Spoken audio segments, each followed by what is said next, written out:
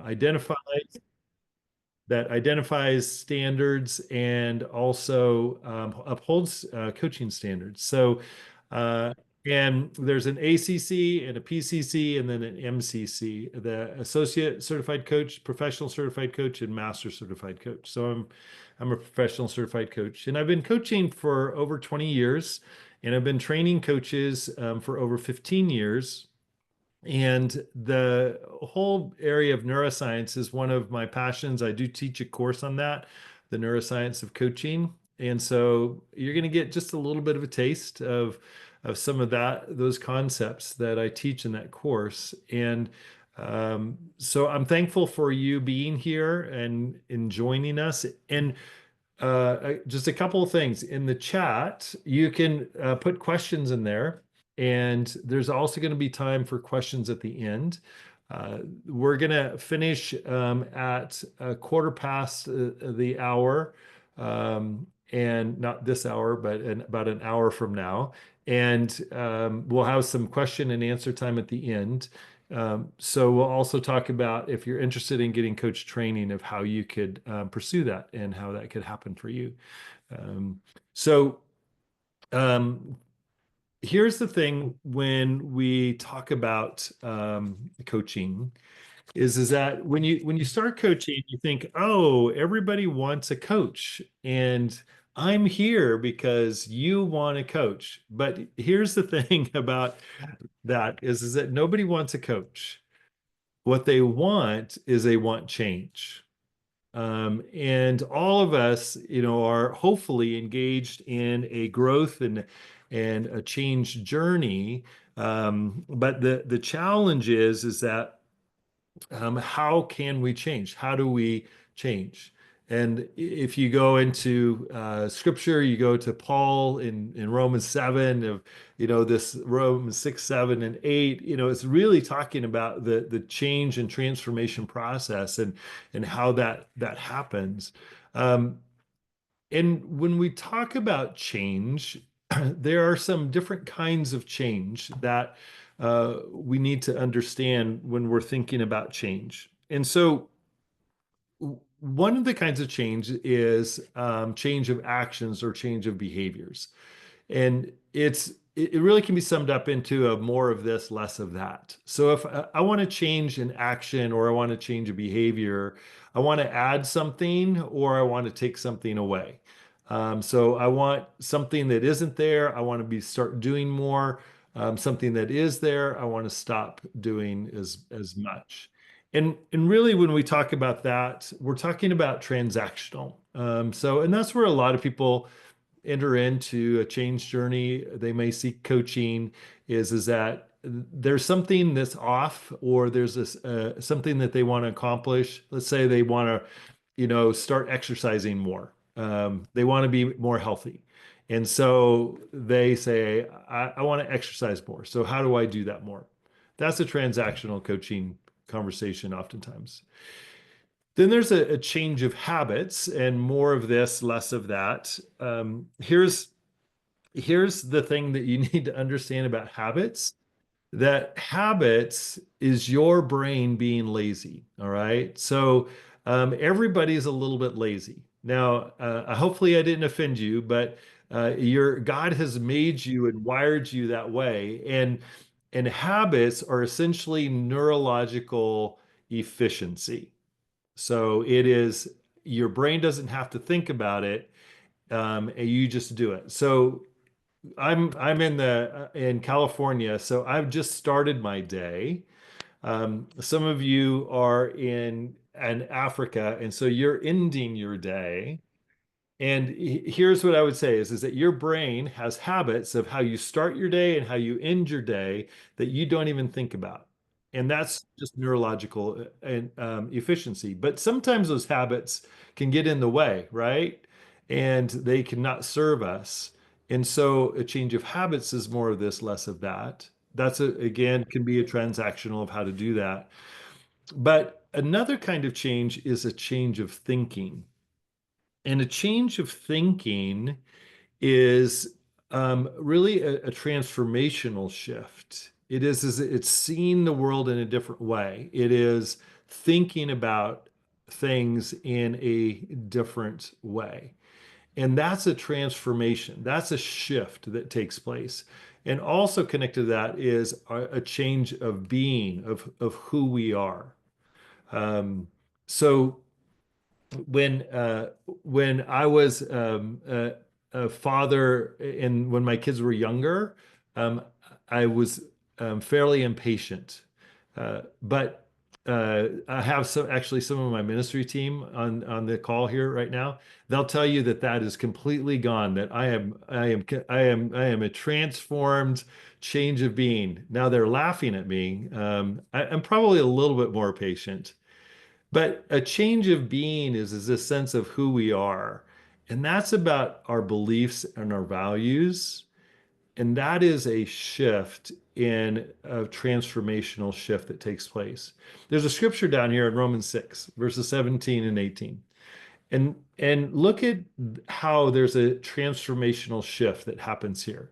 But thanks be to God that you who were once slaves of sin have become obedient from the heart to the standard of teaching to which you were committed, and having been set free from sin, have become slaves of righteousness. Do you see that shift of being there that Paul identifies? Is that once slaves of sin, that there's a shift in their heart. There's something that happens. There's an encounter with Jesus that changes their heart, our heart, and now to become a slave of righteousness. That's a change in beliefs. That's a change of values. That's transformational change. Now, when we're engaged in coaching, one of the things is that people are coming because they do want change, and that's where the conversation is sort of resting at. And we all experience transactional change, a little less of this, a little more of that, but also transformational change. And all change, if it's meaningful to the person you're coaching, it's important. But sustained change happens with the change of our beliefs and our values and our being. And and what you will find as you coach people is that what they will start in their conversation is oftentimes a transactional, is like, I need to be different or do things differently. And through the skill set and the mindset of coaching, then there can be this opened up awareness that, oh, actually, there's something deeper that needs to happen in my life. So, if that's the truth, if that's the truth, that's the case, why is change so challenging? Why is it so difficult? Um, just do me a favor here is that if maybe you can be a little bit honest with us on the call here with all of your 30 closest friends who've joined us. What's something that you have tried to change that has been a challenge for you? Just put it into the chat. What's something that you have tried to change that has been a challenge for you? Oh, look at this. You guys are great. Procrastination, regular exercise. Yeah, good. Wow, there's only three people who tried to change. So, anybody else? What's something changing my attitude on my own? Okay. Perfectionism. Great. Good. What else have you tried to change?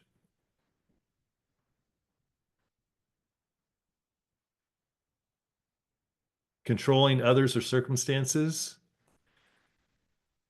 I like that honesty. Thank you, Sayoko. Reading more and watching less, drop eating sweet things. Why would you want to do that? I don't know Patrick Moringa, you should stop that. Don't try to do that. Diet, let's see, moving from my comfort zone. Good. All of those. Yeah, there's a challenge of change. So Richard Boyatzis has done a lot of research around this whole neuroscience of coaching and about change. And he wrote a book called The Science of Change, Discovering Sustained Desired Change from Individuals to Organizations and Communities. And so New Year's resolutions oftentimes is when people say, I'm going to change, right? So only 20% succeed in losing weight. only 15% succeed at starting an exercise program, only 10% succeed at eating a healthier diet, and only 7% succeed at reducing stress. So if you wrote any of those down, and you find yourself is that you're probably in the majority, right? Of that is difficult. Here's another really interesting thing that they found within their research was is that so these are people who are in a Master's of Business Administration program, a full-time or part-time Master's of Business Administration program. And when they measured the impact of change over 2 years of study, that they found that there was only a 4% shift in improvement on it, behavioral evidence of learning the emotional, social, and cognitive intelligence competencies that predict effectiveness in management and professional jobs. So that's pretty amazing. 4%. You think about the money that's spent in somebody doing a master's of business. So here's the thing that if you're doing coaching and if you're working with people around transformation, about change, transactional or transformational, you're doing hard work. And don't minimize the challenge of change. So, but here's the good news is that coaching is the best change environment. And when I started coaching, when I started got training in coaching about 25 years ago, it came from this question of how do people change? Because I was involved in a church network that was investing a lot of money and time into leaders to lead better and our churches to be more healthy and to be more impactful. And everybody just kept doing the same thing. And I was like, how does change happen? And that's what led me to coaching. And coaching, where intentional, meaningful conversations happen, is the best change environment. And that's actually a study. So thanks. So that's what we're talking about today is that, well, what can neuroscience help us to understand and to be able to help ourselves and other people when we're on this journey? So one of the things here is that let's just talk a little bit about the difference between your brain and your mind. Your brain and your mind.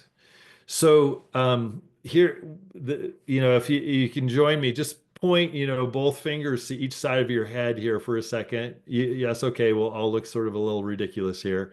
So that's what when we think here, that's your brain, right? That's the thing between those ears that you have. And so the thing about your brain is this is that every thought that you make, every sound that you make out of your mouth, every word that you speak, every action that you do is centered in your brain as a series of hormonal and neurochemical reactions. That there are these neuronal connections that are happening that are going on constantly. And so your brain is a swirl of neurochemicals. So does that mean you're just sort of at the whim of your biological purposes? No, that doesn't it. See, God has also given us a mind, and every person has a mind, even if we think, I don't think that they do have a mind. Really, they do. Every person has a mind. And your mind is different than your brain. And it's sort of, if you think about your mind is actually able to look at your brain, at what's going on. And it's almost can be described a little bit as an out-of-body experience. So let me ask this. Anybody who's a parent, have you ever been in a situation, or maybe if you're married, you're in a relationship, you ever been in a situation where you are upset and you are giving the best sermon, the best advice, the most powerful thing to your spouse or to your children, and you see their eyes glaze over right in front of you, and then all of a sudden, this little voice says, you should stop talking now because it isn't working. It isn't, they're not listening. So there's like this other conversation, but you are so into it and you keep going because your brain is responding, reacting emotionally to the situation, but your mind, which is above you, greater than your brain, than your biological systems, is saying, no, there's a different way. So there's a tension, there's a challenge that is going on there. The other thing about within your brain and your mind is this thing that's called neuroplasticity. So remember all of these things that we do, these actions that we take, these thoughts that we have, those are um, uh, they're basically pathways that have begun to take place within our brain. So remember, a habit is where we don't even have to think about it. And so what happens with as we do things over and over and over again is that we create these patterns of neuronal connections. But when we change our thinking or change our habits, then we're exercising neuroplasticity, that we're changing the structure of our brain. And anytime you're working with somebody to help them to think differently or to act differently, then you are creating new neuronal pathways for them that are going to lead to different thoughts, different actions, and that those will also can result in different emotions that they will experience in their life.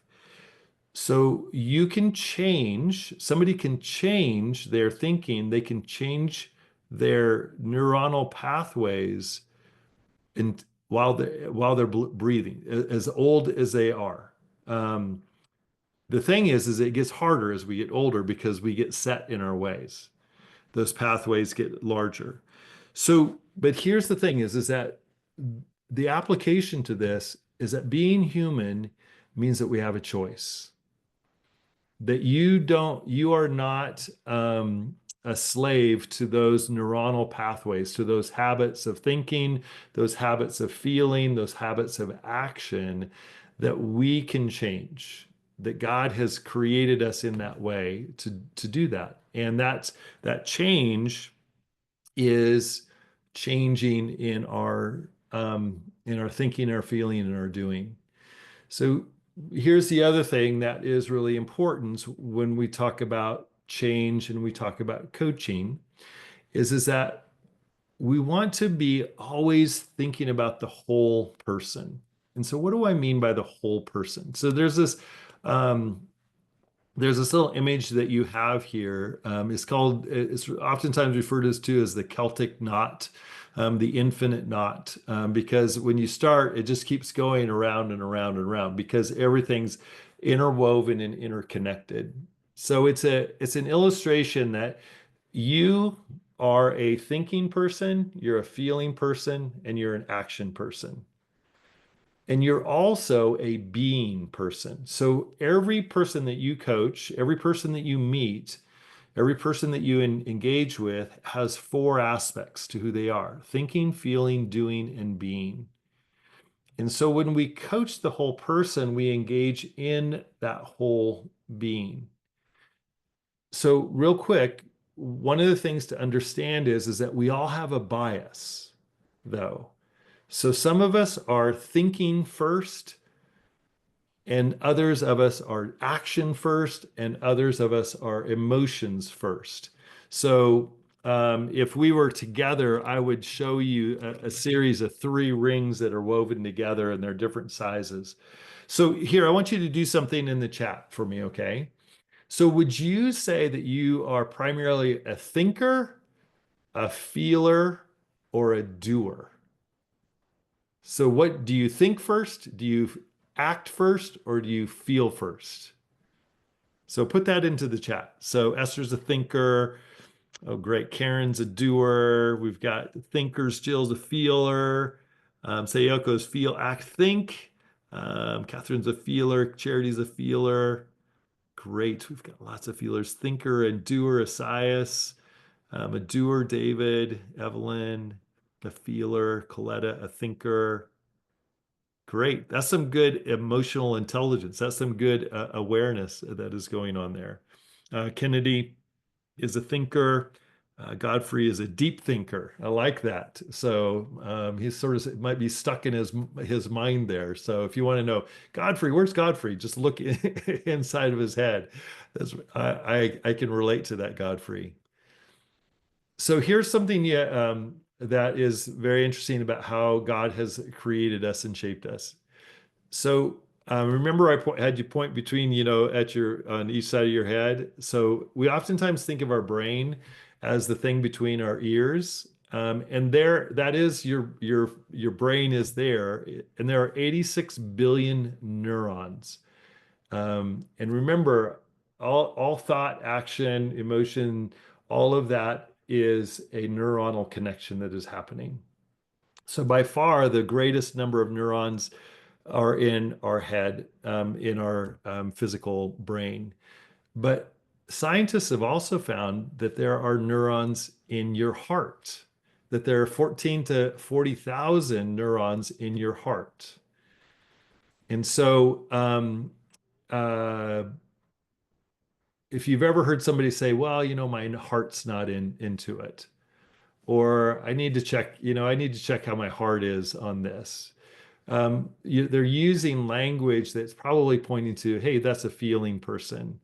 And so if we think about neurons and neuronal connections being a form of thinking, then we think we have a brain in our heart. And then also within our gut, within your stomach area, there's 100 to 500 million neurons in the gut. And so, what you eat, whether you eat, all of that kind of things can impact what you're feeling and what you're thinking, because if you look at the Trinity knot, everything's woven together. Every person is a thinking, feeling, doing being. And so when we coach the whole person, then we need to recognize that that's going on. Now, this is reflected in scripture when you look at Mark 12:29 through 31, is that when Jesus was asked, hey, what's the most important commandment? He said, hear, O Israel, the Lord our God, the Lord is one. You shall love the Lord your God with all your heart, with all your soul, with all your mind, and with all your strength. And the second is this, you shall love your neighbor as yourself. There's no other commandment greater than these.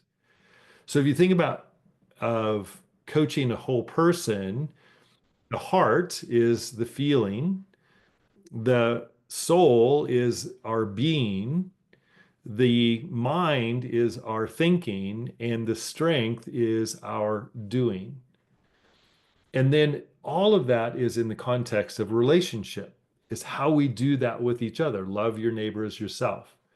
So coaching engages thinking, feeling, doing, being, and the relationships within which we live that out. So when we address the whole person, we're much more likely to see sustained change. And remember, we need to recognize our biases, so that we can think of ourselves as, of that because we're a thinker, then we just need to get somebody to think differently. But maybe if they're a feeler, you're going to have to engage them in their emotions for them to understand where emotion is coming from. Or if they're a doer, then they're always doing things, but they're not thinking about it. They're not recognizing the emotional impact of that. That the awareness, the beginning of the conversation will start differently according to the people that you have. Um, and so any questions that anybody has you want to throw into the chat real quick there, things that may be rising for you, or if you want to come on screen, raise your hand, ask there.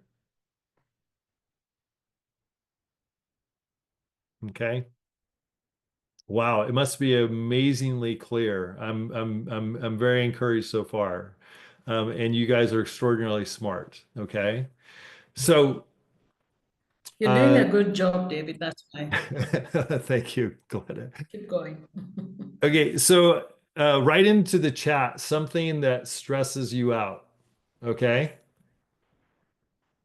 So what's something that you are experiencing stress or have experienced stress about? If you can put that into the chat.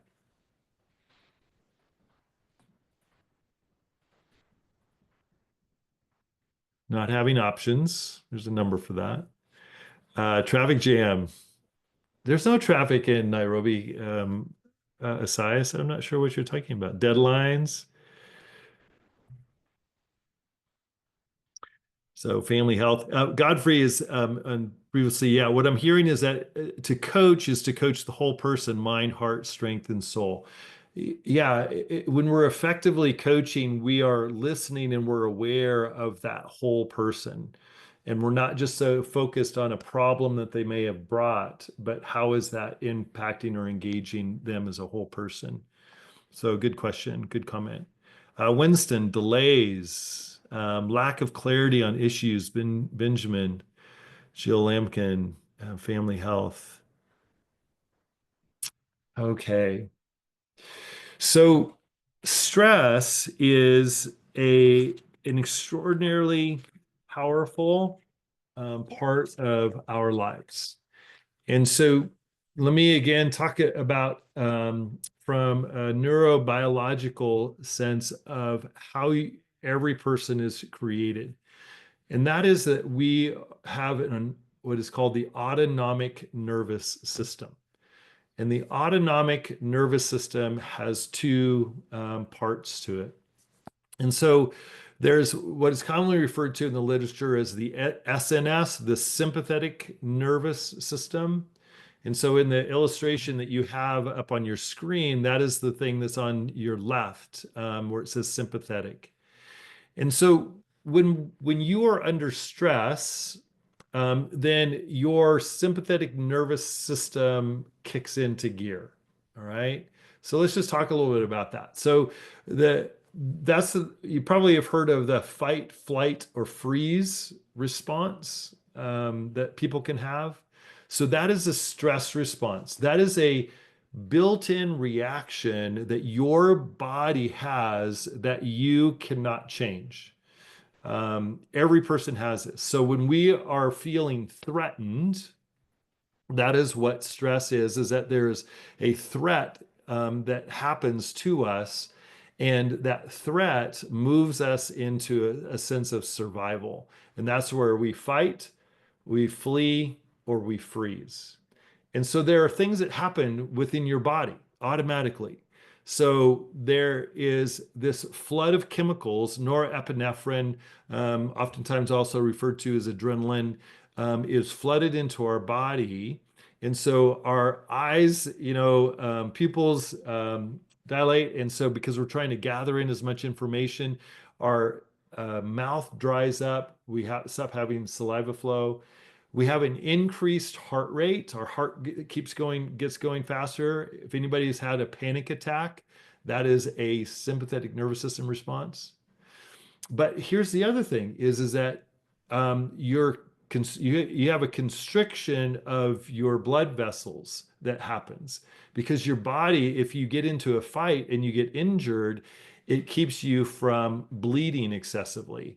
So what happens if your heart increases its heart rate and your blood vessels constrict? Anybody here have high blood pressure? And so that can be a sign of people being under stress. So your stomach shuts down because you don't want to be digesting your food. You want to have energy to fight or to flee. Glycogen or glucose gets kicked out of your liver, which is like a fuel for you to act. And so all of these things are automatically happening. So that's the sympathetic nervous system. That's under stress. So the other side is the parasympathetic nervous system, and that's renewal. So rest and digest, rest and digest. So sympathetic is fight or flight, parasympathetic is rest or digest. And so when somebody is under stress, they are under high stress, they are in survival mode. And here's something that's really critical to know is that learning shuts down. That that somebody under high stress cannot take in new information because they are focused on survival. So that's whether you are discipling somebody, that's whether you're coaching somebody, that's whether you're parenting somebody. One of my kids, I remember we were doing homework at the kitchen table, and he was really struggling. And so he started crying, and he was losing it. He had gone into a complete sympathetic nervous system response. And my tendency is just to like keep pushing. But God and the Holy Spirit spoke to me and said, "You should back off. Just take a break." Because I could have made him sit there for the next 3 hours and nothing would have happened. I was working against how his body was designed. When somebody's in sympathetic nervous system, when they're under stress, they can't learn. They're only about survival. The parasympathetic is the rest and digest. This is where learning opens up. This is where renewal and recovery happens. And just like as in the sympathetic, there's things that happen in the parasympathetic with your body. So your eyes don't dilate, they come down, your mouth has saliva in it. There's a decreased heart rate. You're able to breathe more deeply, and your organs are stimulated in a different way that helps your body to digest things. You don't have indigestion, all of that type of thing. You um, you can trigger the parasympathetic nervous system through deep breathing. So if you see on the green line there, it says vagal nerve. That's the vagus nerve. There's a nerve that runs from the back of your head and it runs down through your body and it connects with your major organs. And when you breathe deeply so that your lungs expand fully, it triggers the vagus nerve and it will bring a parasympathetic response of rest and digest. So I want us to do something right now. Just put your feet on the ground and just and sort of sit upright. And I'm gonna count to four, and I want you to breathe in on the count of four, and then I'm gonna count to four again. I want you to hold your breath during that count, and then I'm gonna count to four again, and I want you to let your breath out, okay, slowly. So breathe in slowly, hold, let it out slowly. Okay, you ready? Breathe in, 2, 3, 4. Hold, 2, 3, 4. Out, 2, 3, 4. Hold, 2, 3, 4. Is anybody ready to go to sleep? Particularly our African, it's evening and you're like, oh, I feel so much better. You can do that. That exercise took about, um, 15 seconds. You can breathe deeply that 3 times within a minute, and you can do it in any context, and you will have a greater sense of calm. So here's the thing about the sympathetic that you need to know is that I've been to the game park outside of the airport in Nairobi, and I've seen lions and all all those animals. I wanted to get out and race them, but they wouldn't let me. So my friend Bones wouldn't let me. But no, I didn't want to get out and race them. But I've stood across from a lion, a mountain lion in California, um, and my body went into a survival fight or flight mode. All of those chemical reactions happened. But here's the thing is that if you have somebody yelling at you, an employee or an employer yelling at you, or you're in traffic and somebody cuts you off, it triggers the same thing because your survival is being threatened. If you're in a coaching conversation and you challenge somebody and they feel threatened, they will shut down. And so there's a skill set and a mindset of how we engage in conversations that help people to stay into their parasympathetic, to be open to learning and to growth. So let me see, how are we doing in time? We're doing good on time. So the other thing that is connected to the autonomic nervous system are what are called the task positive network and the default mode network. So our brain is functioning in a task positive network or the default mode network. And those are opposites that if you're in one, you can't be in the other.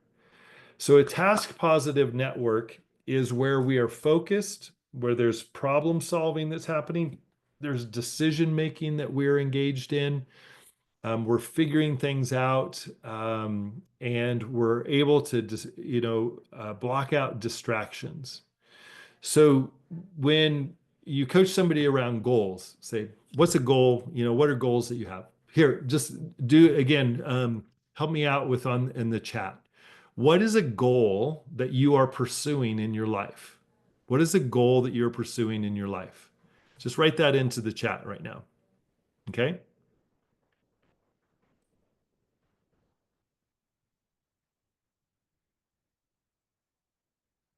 Writing books. Okay. Good. What other goals are you pursuing? Learning. Okay. Good. What else? Getting fit.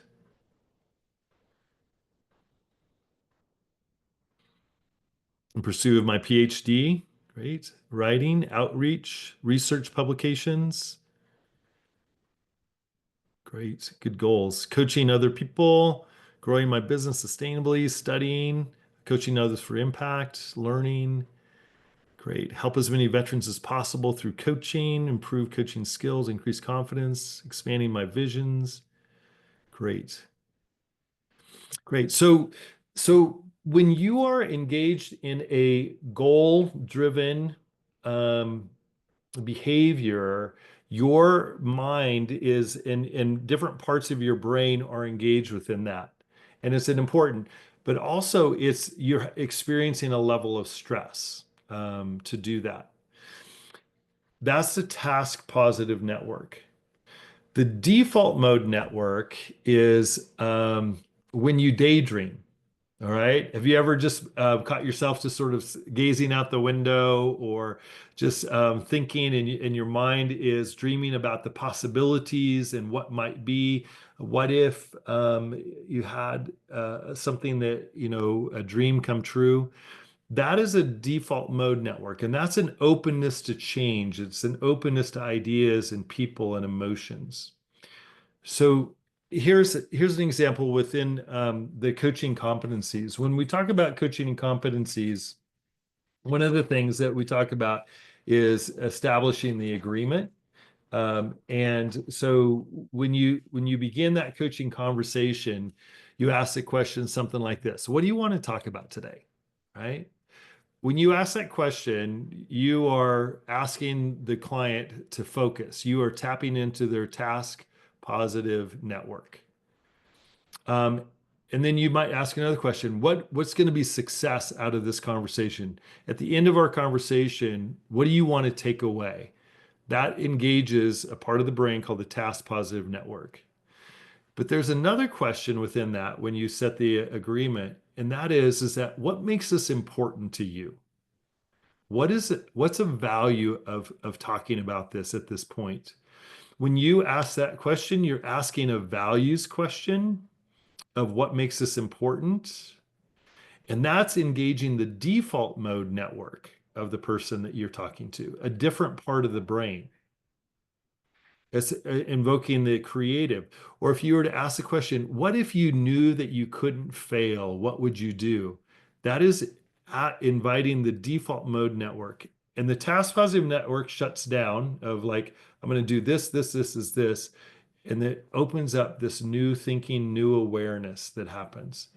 So, and those are sympathetic, parasympathetic responses that are happening in real time in your engagement. So, stress, when we talk about stress, there's really two kinds of stress that we need to be aware of. One is distress is destructive, and that's where you live in the parasympathetic or in the sympathetic nervous system in that high stress. But so that you will burn out when you live in that place. That's where you get, high blood pressure. It's where people have heart attacks. It's where people have stomach problems. Other health problems show up. That is somebody who is living in distress. It's destructive. But there's eustress, which is focusing, and that's the task positive network. Everybody needs some stress in order to focus. No stress, if somebody doesn't have any stress, then they rust out, right? They just sort of fall apart. We all, if you think about your life, so some of you wrote, I want to grow my business sustainably. I want studying or writing, learning. Um, um, there's a point where you have a deadline in your mind that gives you the focus to be able to accomplish what is important to you. So that is eustress. So in coaching, excellent coaching helps the client to create a positive stress in the right way at the right time. So that comes through deadlines, through accountability, through commitment. And that means that you are challenging, helping to challenge the client to do hard things, but not to do too hard, too fast, too soon, too high. That creates a distress, or a sympathetic nervous system response. Um, so, any questions anybody has that you want to throw into the chat before we move on from talking about stress?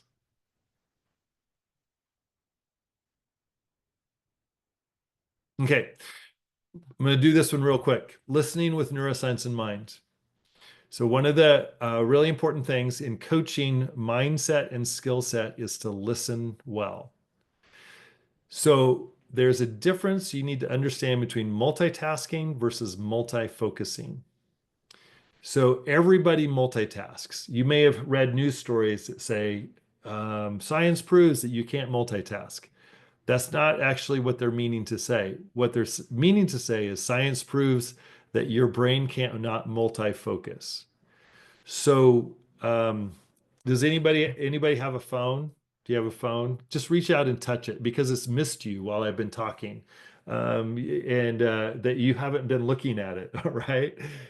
So, undoubtedly on your phone, or maybe you have a watch as well, you have notifications that are turned on. And so when you get a text or you get a WhatsApp message, something pops up on the screen. Somebody calls you, it rings or it dings or it vibrates.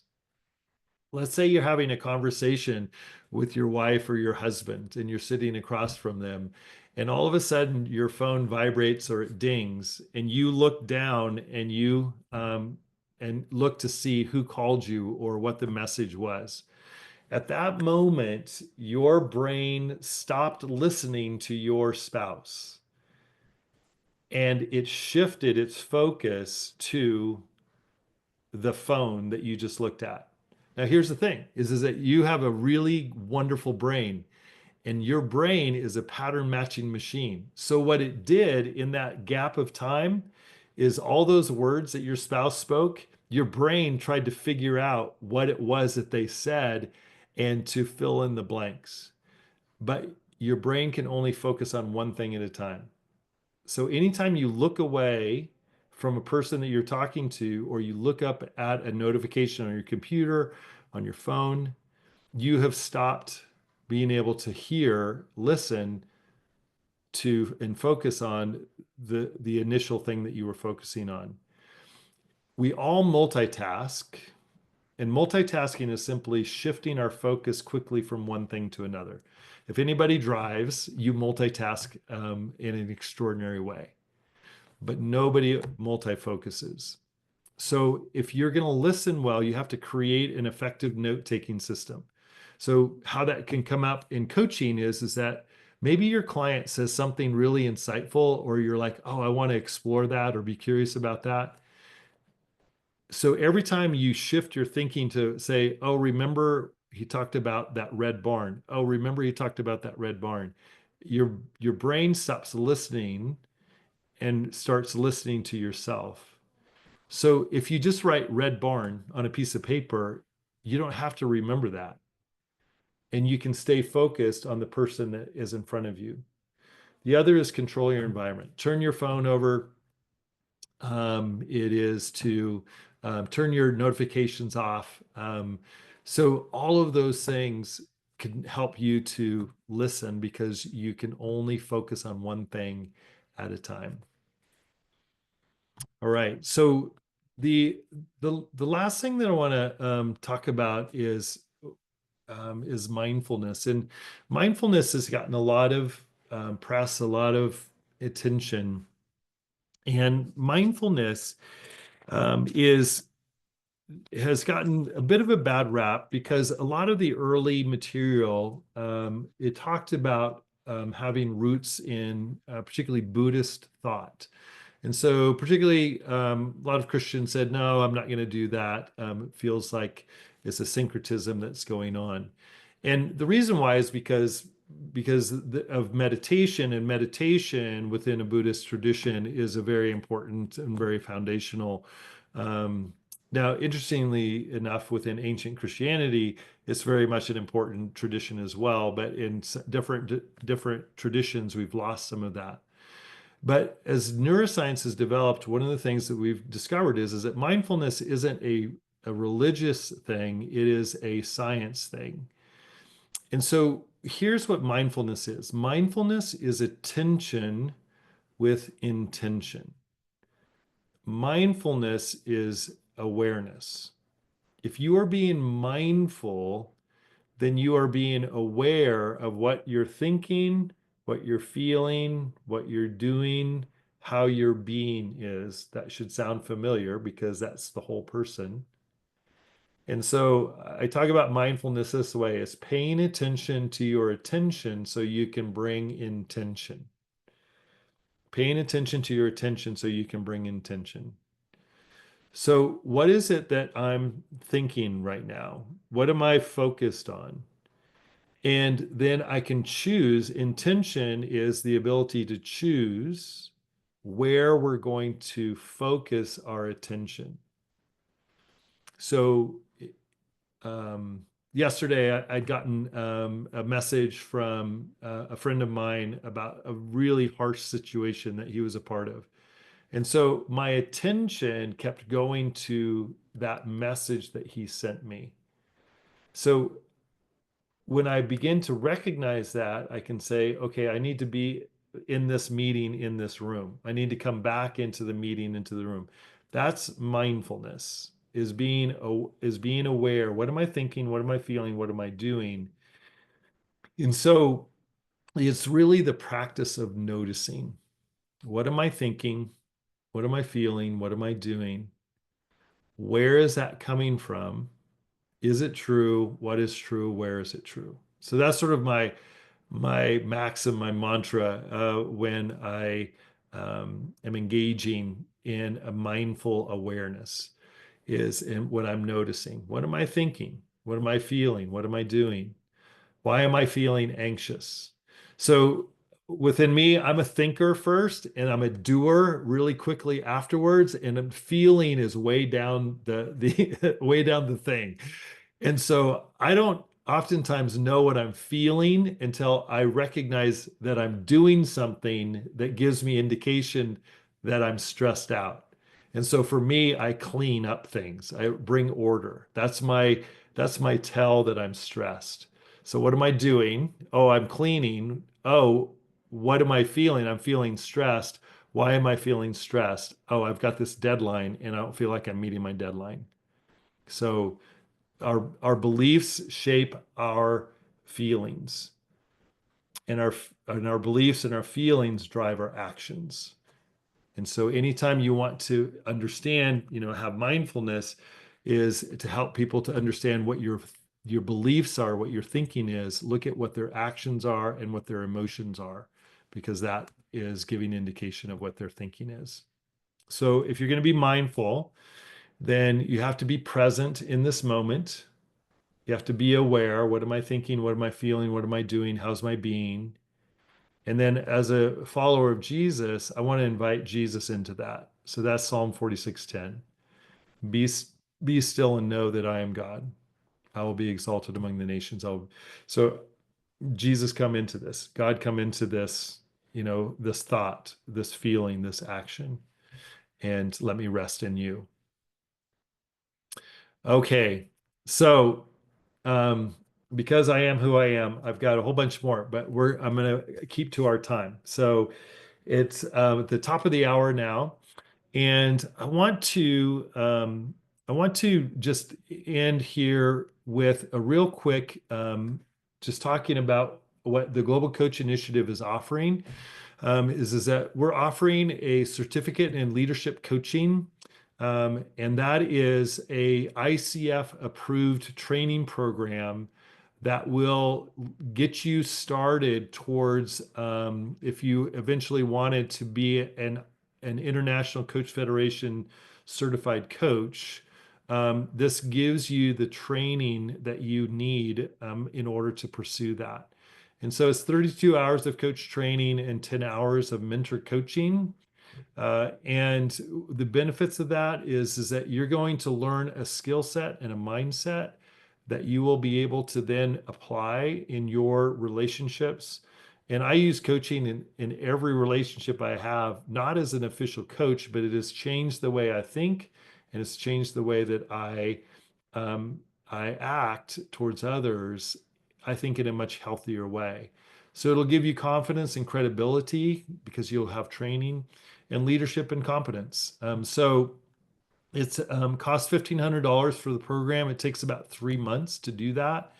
There's no educational or professional prerequisites in order. This is a professional certificate-based training program. And so you don't have to have a college degree. You don't have to have a degree of any sort. You simply have to have an openness and a desire to learn and to grow. And so that's something that we are offering. If you are interested in learning more about that, you can email us at globalcoachinginitiative@gmail.com, and we'll get you information on that. As Coletta said at the beginning, we're starting the program up at the end of April, and we're looking forward to that. And we're hoping I'm hoping that we'll have 20 coaches to be trained at that point. So that's what I'm praying for. So if you know somebody who's interested in that, might be interested in that program, then have them email the Global Coach Initiative at gmail.com.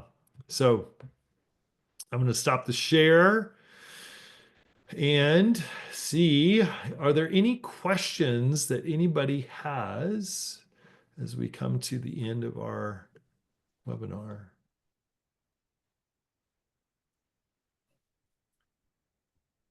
What if coaching ends up stressing someone? It's a good, well, hopefully you as a coach aren't stressing someone.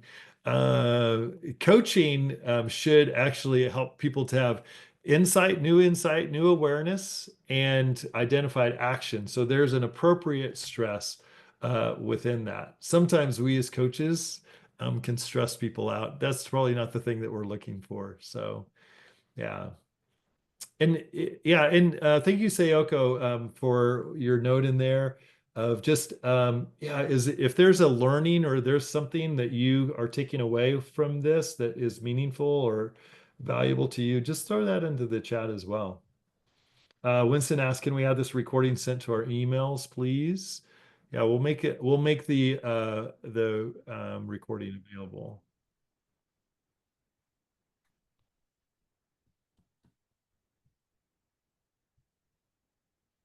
Thanks, Sayoko, for what you wrote in the chat. That's awesome.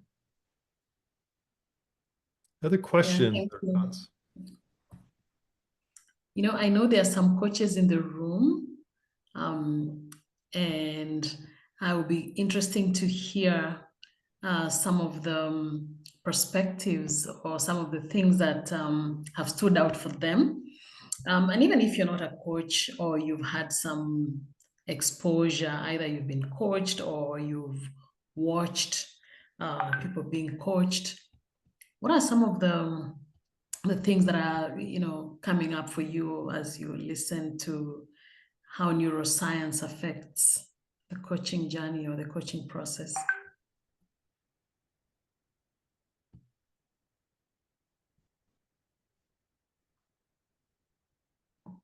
Yeah, I see Godfrey says stress is essential. You stress. Yeah, that was interesting to note that no stress is destructive. So some stress is useful. Yeah, thank you.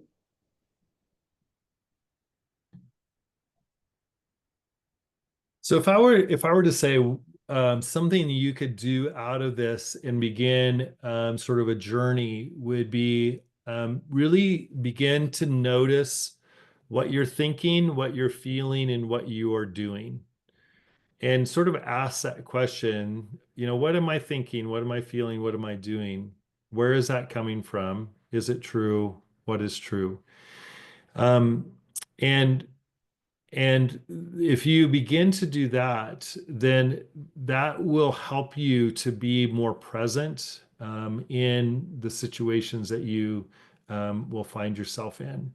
And so that's a really good place to just recognize that whole person. And when you're talking to somebody, notice are they talking about their thinking? Are they talking about their actions? Are they talking about their emotions primarily? And invite curiosity around the other parts of who they are. Um, Hmm. yeah.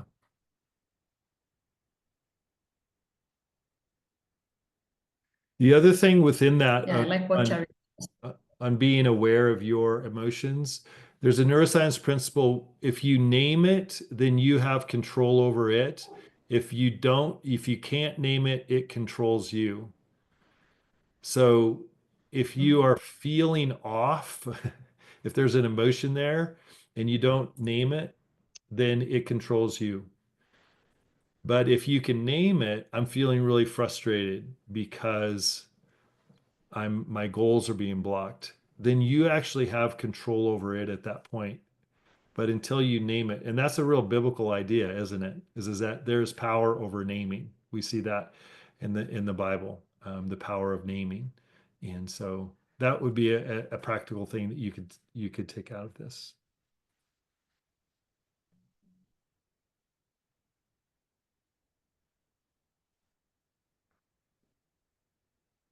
All right. Any other questions? If you want to throw it in there or you want to jump on the screen. Um,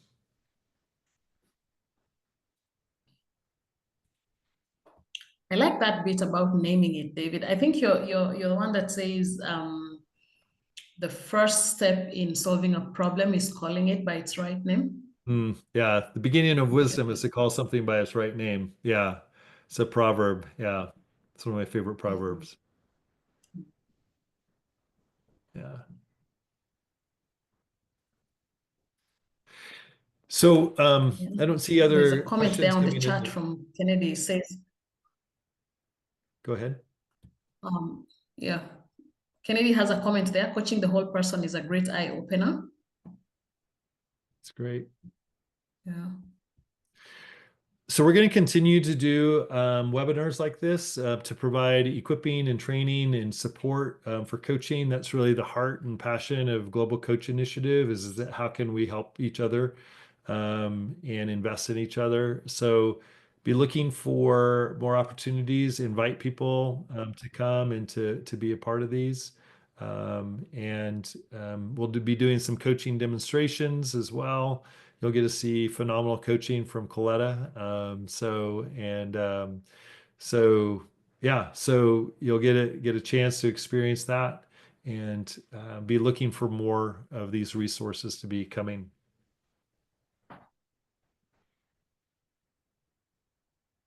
All Yeah. right. Well, if there is nothing else, we're at 11 past the hour here. So thank you so much for coming. We so appreciate it. Again, if you have any questions, you want more information, then email us, reach out to us, and we would love to talk with you. So, Coletta, it's over to you. Thank you. Thank you very much for that conversation, exploring, the role of neuroscience in the whole coaching process. And I think it's been very eye-opening. I can see on the chat, we have comments there about the session having been informative and well executed.